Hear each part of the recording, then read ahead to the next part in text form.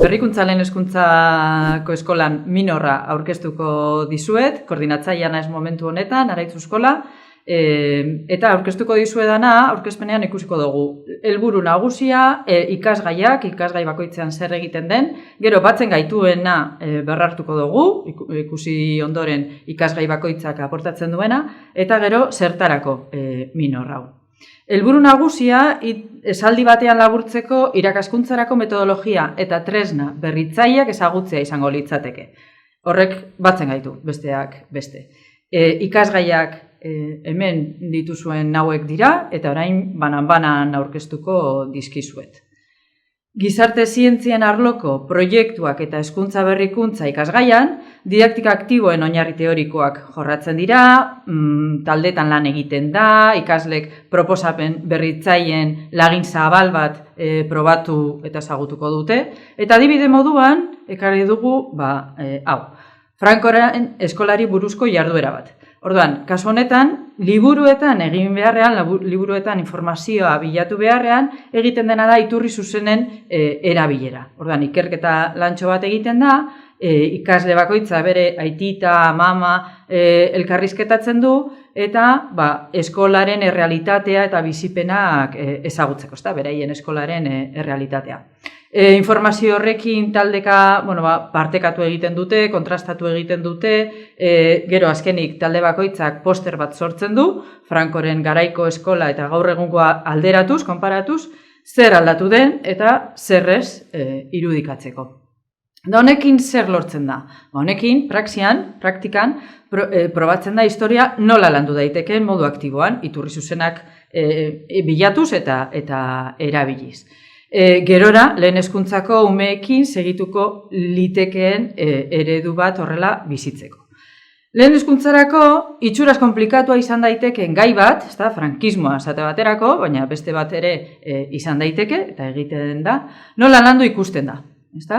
Gaia ikasleen esperientziari eta ingurunera gerturatuz, ikasleak informazioa bilketan inplikatuz, eta gai konplexu baten zati txiki batera mugatuz ikerketa. Informazioa formatu idatzi klasikotik haratago nola aurkeztu esperimentatzen da, esate baterako informazioa idatziz beharrean modu grafikoan edo beste adierazpen modu batzuk ezagutzen dira. Eta garai bateko eskola lehen eskutik ezagutzeak egungoarekin alderatzeak hezkuntza eredu desberdinen inguruan erreflexionatzen, hausnartzen, metakognizioan aritzen laguntzen du. Eta horrela eredu desberdinak ezagutzen. Eta horrela, etorkizuneko irakasle gisa, hausnarketa hori importantea da eta posizionatzen laguntzen du ikaslea. Bigarren ikasgaia, ikaskuntza digitalerako egoera pedagogiko berriak da, eta bere helburu nagusia da hezkuntza teknologia ikasgelan txertatzea. Eta ikaskuntza prozesuaren elementu eraldatzaile gisa, ez edo nola, baizik eta horrela, hezkuntza berrikuntzaren eragile gisa ere. Eta horretarako 4 proiektu, 4 erronka ditu ikasgaian ikasleak, minorreko ikasleak. Bata, ikaskuntza digitalari erantzuteko berrikuntzaren rolaz ikertu ikasgaiko aldizkari digitala sortuz, horretarako. Bigarrena, diseinu teknopedagogikoa garatuko da hezkuntza escape room batzuk diseinatuz, talde bakoitzak bat egingo du.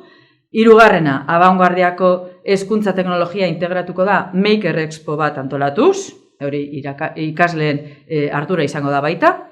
Eta laugarrena, arduraz irakastearen garrantzia azpimarratuko da prebentzio kanpainak abian jarriz. Dakigun moduan arazo handiak daudelako honen inguruan. Eta orduan, amaierako ikasproduktuen argazki batzuk ekarri ditugu, bai aldizkariarena, bai esate baterako joko digitalena, escape roomak esate baterako, prebentzio kanpainak eta Maker Expoa. Eta hemen ikusten dena, gero aipatuko dugun, Instagrameko kontuan ikasleek konpartitutako hausnarketa eta argazki bat. Lenguas de innovación en la escuela, 3. ikasgaia da, gazteleraz den bakarra, eta bertan lantzen dena da hizkuntzarekiko gela egoerak eta arazoak, tikak eta materialen diseinua, eskolan hizkuntza egoera ezberdinen inguruan sortzen diren arazoei erantzun koordinatu bat ematea dauka helburu, bai? Eta gazteleraz azalduko dut hurrengoa. Es una asignatura principalmente práctica, tiene mucha importancia el trabajo en equipo. Se desarrollan varios proyectos, tanto grupales como individuales, contextualizados todos en un centro escolar. El proyecto principal de todos estos proyectos sería el desarrollo de un proyecto innovador relacionado con las lenguas curriculares del centro escolar. Subtemas que van asociados al proyecto: la variación lingüística, lenguas en contacto, uso de la lengua estándar y uso lingüístico. Sin mencionar que las prácticas y seminarios se trabajan muchas veces en el laboratorio infantil de 0 a 2 años, del que tenéis una foto y que posiblemente no conozcáis.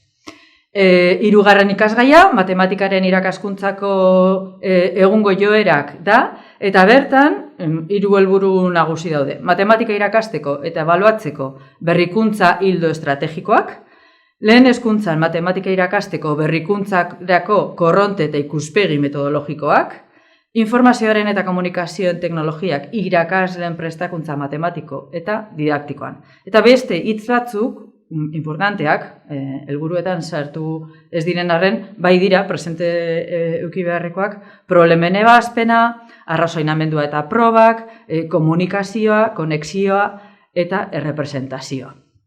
Beste ikasgai batzuetan ere agertzen zaizkigunak. Bai, orduan, umen errealitatea baliatuz, eduki ezberdinak lantzeko jarduerak eta bideak lantzen dira, hemen ikusten dituzue argazki batzuk, ez da ingurunekoak, zenbakien arteko eragiketak burutzeko metodo eta algoritmo ezberdinak ezagutzen ditugu, ez soilik ohikoak, eskuz egindako objektuekin, mugimenduarekin edo umeen sorkuntza ezberdinekin lantzen da, ginkanak, origamia, materialen sorkuntza plastikoak egiten dira. Bai, hemen ikusten dituzu, ez eta baterako material desberdina, polikuboak, bestelakoak, eskuz egindakoak, eta baita Maker Lab gelan STEAM proiektuak ezagutzen ditugu, robotikako materialak baliatuz eta batez ere pentsamendu konputazionala landuz. Eta hemen bi adibide ikaslek egindakoa. Ezta, bi botak erabiliz edo programazioak eginez tresna desberdinekin. Eta guzti hau, jarduera guztiak, ikasleentzako proiektu baten sorkuntzan integratzen dira. Eta azken ikasgaia, zientzien irakaskuntzako egungo joerak da, eta bertan alde batetik ikerketak burutzen dira, toki desberdinetan argazkiek adierazten duten moduan, bai laborategian, bai landa lanean, ezta?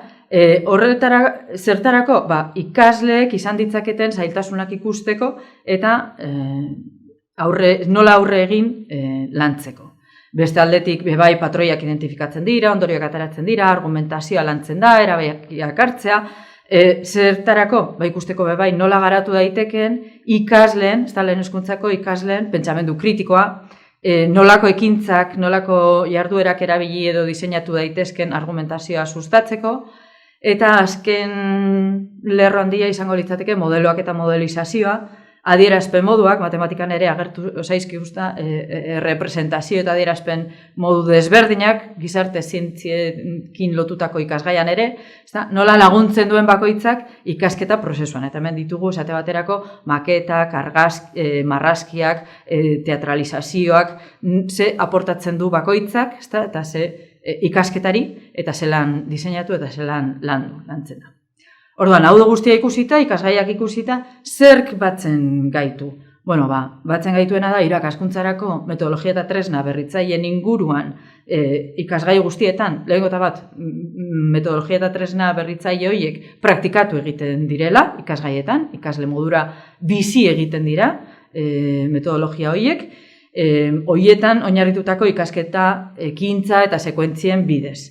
Beste aldetik, hausnartu egiten da horren inguruan, hori ere ikasgai guztietan agertu zaigu, ez da hausnarketa, ikasle moduan bizitakoa, irakasle moduan, zelan erreferente teknologikoetan oinarrituz, adibideak ezagutuz, zer den egin duguna eta zertarako den baliogarria, eta ze zailtasun izan daitezke, eta gero beste aldetik ja hirugarren multzo handia edo hirugarren helburu nagusia izango litzateke sortzea. Irakasle moduan, irakaskuntza egoerak sortzea, ekintzak, jarduerak sortzea. Hori ikusi dugu ikasgai guztietan egiten dela. Horrek batzen gaitu. Eta gero, batzen gaituen beste gauza bat, orain dela ja 2 ikasturte martxan jarri duguna da, Minorreko Instagrama. Eta orduan hor, ikasleak badoaz konpartitzen, aste bakoitzean egiten gaudena. Hemen jarri dizuet adibide bat. Zertarako Minorra ez da profesionalizatzailea, dakigun moduan profesionalizatzaileak diren Minorrak ministeritzak esartzen ditu, eta hori dekretu bat dago esartzen duena, eta hori gurea ez dago hor barruan. Eta hor, galdera moduan uzten dugu, ze hori ja, bai, Eusko Jaurlaritzak momentuz ez du egin, ikastetxeetan, kontzertatuak eta pribatuak diren ikastetxeetan, bakoitzak ikusiko du zelan egiten duen, orduan ez dakigu, bai? Baina, badago figura bat, orain nahiko berria, beatarra dela, berrikuntza arduraduna. Orduan, berrikuntza minorra izan da, berrikuntza arduraduna izateko, agian baloratuka da etorkizunean. Hor usten dugu galdera moduan.